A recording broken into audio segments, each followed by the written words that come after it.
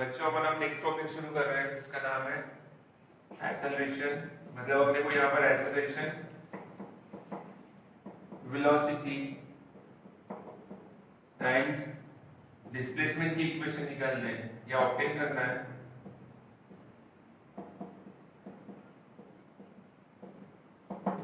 Means क्या करना है यहाँ पर एक्सेलरेशन, वेलोसिटी और डिस्प्लेसमेंट ऑफ एक्सेलरेशन जिसको अपन ऑब्टेन करेंगे अपना प्रीवियस टॉपिक जो था जिसका नाम था डिफरेंशियल इक्वेशन। तो मैं फिर से वन टाइम इसको लिखता हूँ।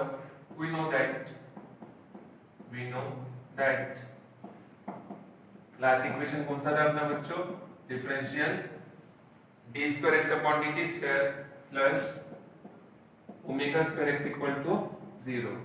अब इस इक्वेशन में प्लस ओमेगा एक्स को ओमेगा स्क्वायर एक्स को मैं 0 की तरफ शिफ्ट करता हूं तो यहां पर इक्वेशन मिलेगा मुझे D square x upon D T square equal to minus omega square x. और इसी इक्वेशन को मैं बोलूंगा means D square x upon D T square को मैं लिख सकता हूं acceleration, means acceleration equal to होता है D square x upon D T square which is equal to minus omega square x.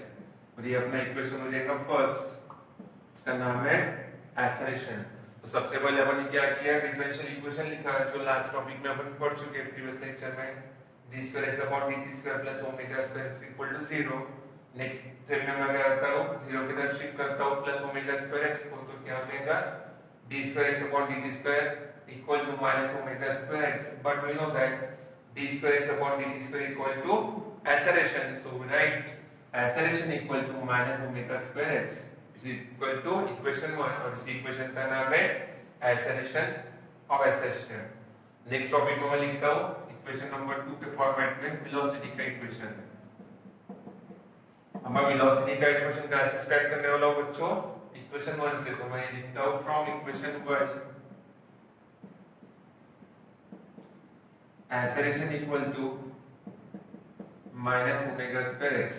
आप जानते हो कि एक्सेलरेशन यानी क्या मिल चुका है मुझे, minus omega square x. But acceleration की डेफिनेशन क्या होती है, वेलोसिटी का डिवाइडेशन विद रिस्पेक्ट टू टाइम, जैसे dv by dt is nothing but acceleration. तो मैं इस दोनों इक्वेशन को अगर टैली करता हूं तो मुझे फिर से एक साइड क्या दिख रहा है बच्चों, सेम। तो मैं यहां लिखूंगा फ्रॉम, इसको मैं इक्वेशन 1 a दे देता हूं और इसको देता हूं b। तो मैं यहां लिखता हूं from a and b minus omega square x equal minus omega square x equal to dv by dt। समझ गए आप लोग क्या लिखा है मैंने, minus omega square x equal to dv by dt। अब मैं यहाँ पर dv by dt को कौन सा रूल अप्लाई करूंगा, चेन रूल। तो नेक्स्ट टॉपिक में अपन देखते हैं। Minus omega square x equal to dv by dt को मैं लिख सकता हूँ dv by dt equal to minus omega square x. अब ये जो dv by dt मैं इसको अप्लाई करूंगा चेन रूल। कौन सा रूल, मैं इसका चेन रूल।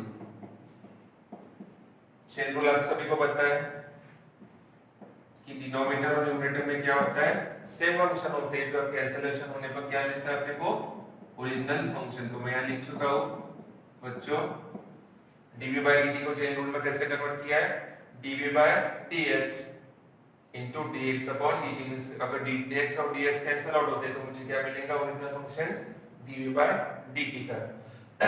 अभी dx by dt is nothing but क्या होता है, वेलोसिटी। तो मैं लिखता हूं dv by dx into v means velocity which is equal to minus omega square x। Next step में मैं dx को क्रॉस मल्टीप्लाई करूंगा तो ये हो जाएगा v into dv equal to minus omega square x into dx। इसको मैं सॉल्व करने के लिए यहां अप्लाई करता हूं फिर से मैथ्स का रिलेशन,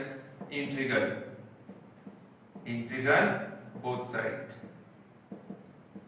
तो यहां पर मैं इंटीग्रल अप्लाई करूंगा, integral v into dv equal to minus omega square constant, इसलिए मैं उसको बना लेता हूं, इंटीग्रल अप्लाई करता हूं x into dx को। अब आपको पता है इंटीग्रल में क्या होता है, किसी भी फंक्शन का पावर इंक्रीज होता है 1 से, तो इसलिए यहां पर v का फिलहाल पावर कितना है 1, तो ये 1 से इंक्रीज होने पर हो जाएगा 2। तो ये हो जाएगा इंटीग्रल v into dv का v स्क्वायर, और जो पावर है उसी को मैं नीचे लिखता हूं 2 equal to minus omega square. Similar rule apply होगा इंटीग्रल x dx को, जो होगा x स्क्वायर अपॉन 2 और सम कांस्टेंट यहां पर आ जाएगा c। मतलब इंटीग्रल सॉल्व होने पर उसका एक कांस्टेंट होता है जिसको मैं बोलता हूँ c, जो मैं लिखता हूँ where c equal to constant of integration. समझा आपको कैसे किया हमने? फिर से एक बार अपन रिवाइज करेंगे। dv by dt को मैं लिखता हूँ equal to minus omega square x है। बाद में मैंने चेन रूल अप्लाई कर dv by dt को चेंज किया है, न्यूमरेटर डिनोमिनेटर में dx dx से मल्टीप्लाई कर तो dv by dx into dx upon dt equal to minus omega square x। आप जानते हो कि dx by dt equal to क्या होता है, मतलब डिस्प्लेसमेंट अपॉन टाइम होता है वेलोसिटी। तो मैं लिखता हूँ dv by dx into v equal to minus omega square x। बाद में मैं क्रॉस मल्टीप्लाई करता हूँ तो v dv इक्वल टू हो जाएगा minus omega square into dx। और इसको मैं फर्दर सॉल्व करने के लिए क्या अप्लाई करूंगा, इंटीग्रल बोथ साइड। तो integral v dv equal to होगा minus omega square x integral x dx। और इंटीग्रल का सॉल्व करने पर आंसर मिला है मुझे v square upon 2 equal to minus omega square x square by 2 plus c। What is mean by c? c means constant of integration. अब मुझे c की वैल्यू ऑब्टेन करनी है तो मैं वैल्यू ऑब्टेन करने के लिए क्या करूंगा, कौन सी पोजीशन लूंगा, एक्सट्रीम। एक्सट्रीम का मीनिंग जानते हो आप लोग बच्चों? एक्सट्रीम मींस क्या होता है, जहां पर वैल्यू होती है किसी फंक्शन की मैक्सिमम। तो मैं वहां पर एक्सट्रीम पोजीशन पर दो वैल्यू कंसीडर करूंगा, v इक्वल टू 0 और x equal to plus minus a। Means कौन सी वैल्यू ली आपने एक्सट्रीम पोजीशन पर, वेलोसिटी की 0, डिस्प्लेसमेंट की प्लस माइनस a, जो मैं पुट करता हूं अबाउट इक्वेशन नंबर a में। तो यहां लिखता हूं मैं नेक्स्ट स्टेप में फ्रॉम a v मींस 0, 0 का स्क्वायर हो जाएगा 0 upon 2 means 0 minus omega square. x की वैल्यू है बच्चों प्लस माइनस a, जिसका स्क्वायर हो जाता है a square upon 2 plus c। बाद में मैं c को शिफ्ट करता हूं 0 तरफ, तो ये हो जाएगा minus c equal to minus omega square a square upon 2। अब राइट और लेफ्ट साइड में अगर माइनस सिंबल है तो कैंसिल हो जाएगा, तो मुझे मिलेगा c equal to omega square a square upon 2।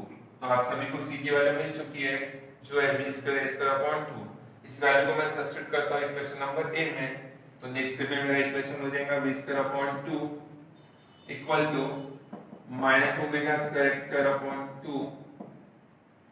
c की वैल्यू क्या है बच्चों, omega square a square upon 2।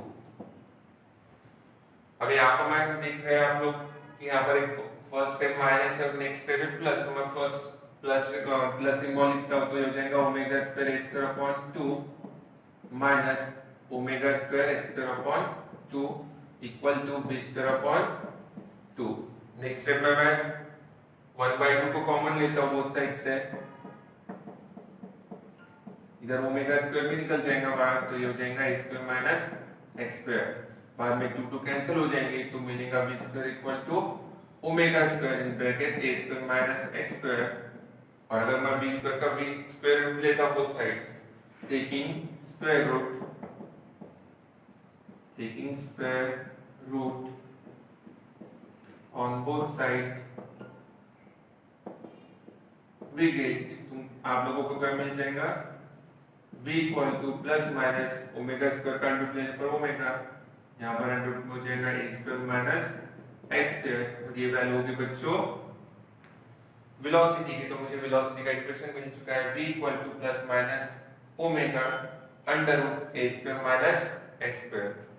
Plus का मीनिंग क्या होगा, प्लस मतलब होगा इक्वेशन जाएगा पॉजिटिव की तरफ, माइनस का मीनिंग होगा इक्वेशन कहा जाएगा नेगेटिव की तरफ। बच्चों आपको लास्ट का इक्वेशन कौन सा दिख रहा है, v equal to plus minus omega under root x square minus x square. अगर मैं इस इक्वेशन में से प्लस माइनस निकालना चाहता हूं तो मुझे लाइन लिखनी होगी यहां पर, टेकिंग मैग्नीट्यूड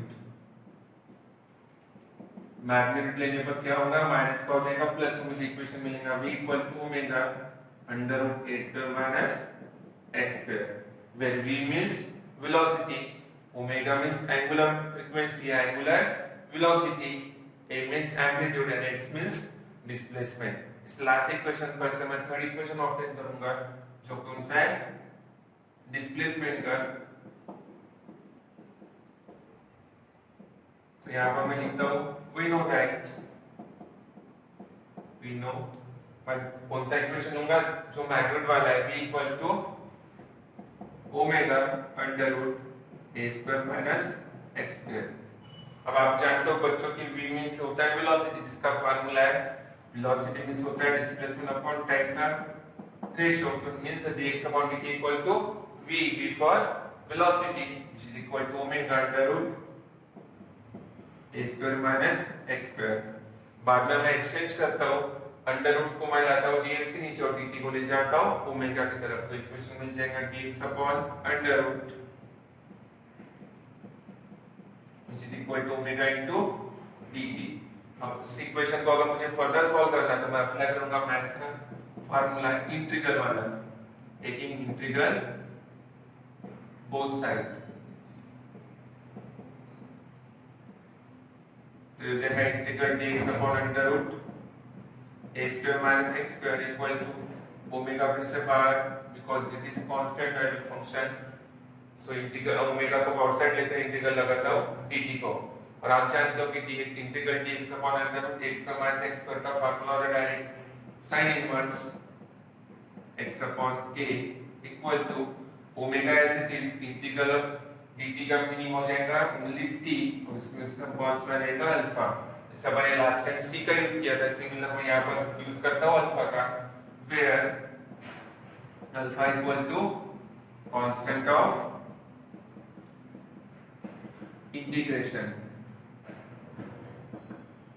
अब नेक्स्ट स्टेप में मैं क्या करूंगा, साइन इनवर्स को राइट साइड में शिफ्ट करूंगा तो इक्वेशन हो जाएगा x upon a equal to sin into bracket में हो जाएगा ओमेगा t प्लस अल्फा, या x इक्वल टू मिल जाएगा मुझे equation a sin omega t plus alpha. तो लास्ट इक्वेशन क्या मिला बच्चों आपको, x equal to a sin omega t plus alpha. इस इक्वेशन को मैं बोलूंगा इक्वेशन ऑफ डिस्प्लेसमेंट। जो आप अभी तक आपने तीन इक्वेशन ऑब्टेन किए, जो पहला इक्वेशन ऑब्टेन किया है एक्सेलरेशन का जो है minus omega square X, second equation अपन ने ऑब्टेन किया है आप लोगों ने v इक्वल टू या velocity equal to plus minus omega under root A square minus x square. और लास्ट का इक्वेशन मिला है मुझे थर्ड नंबर का डिस्प्लेसमेंट का a sin omega T plus alpha. और ये तीनों इक्वेशन कौन से बच्चों, एक्सेलरेशन वेलोसिटी और डिस्प्लेसमेंट के जो इस चैप्टर में ऑसिलेशन में बहुत इंपॉर्टेंट रोल प्ले करते हैं। इस तरह से अपन ने कौन-कौन सी इक्वेशन देखी थी, एक्सेलरेशन वेलोसिटी और डिस्प्लेसमेंट। ये जो तीन इक्वेशन मिले एक्सेलरेशन वेलोसिटी और डिस्प्लेसमेंट को, इसको अपन नेक्स्ट स्टेप में या नेक्स्ट लेक्चर में क्या करेंगे, स्पेशल केस के जरिए सॉल्व करेंगे दो पोजीशन पर, नंबर 1 मीन पोजीशन और नंबर 2 एक्सटेंट, जो अपन कब पढ़ने वाले बच्चों नेक्स्ट टॉपिक में। Thank you very much.